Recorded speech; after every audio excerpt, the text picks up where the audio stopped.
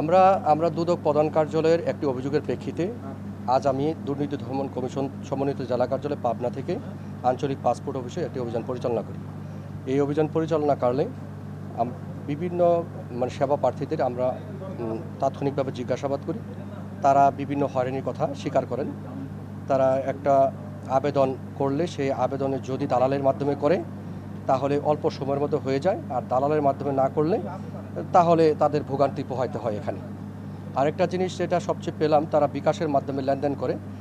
একটা বিকাশের তথ্য আমরা পেয়েছি, সেই তথ্যটা সহকারী পরিচালক পাসপোর্ট অফিসের, তাকে আমরা দেখিয়েছি এবং এটা সত্যতা নির্ধারণ হয়েছে। আরও কিছু অভিযোগ আছে, সেটা হলো বিশেষ একটি সাইন থাকে।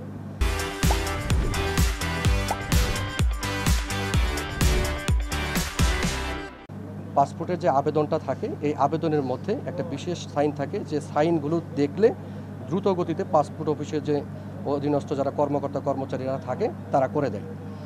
এখন এই বিশেষ সিলটা কিসের জন্য দিয়েছে, এর সদুত্তর কিন্তু সহকারী পরিচালক পাসপোর্ট অফিসের তিনি বলতে পারেননি। আরও কিছু অভিযোগ যাচাই বাছাই চলছে। যাচাই বাছাই আনতে আমরা একটা প্রতিবেদন তৈরি করব। এই প্রতিবেদনটি দুর্নীতি দমন কমিশন প্রধান কার্যালয় আমরা ঢাকায় প্রেরণ করব।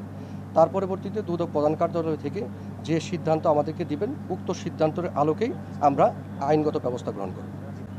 না, এখন যার ফোন আমরা তাকেই তো এখানে অভিযুক্ত করব বেশি, কারণ এখানে তাকেও জিজ্ঞাসাবাদ করব।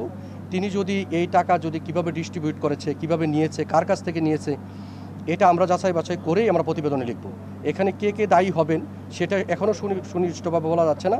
যারা দায়ী হবেন আমাদের প্রতিবেদনে উল্লেখ থাকবে।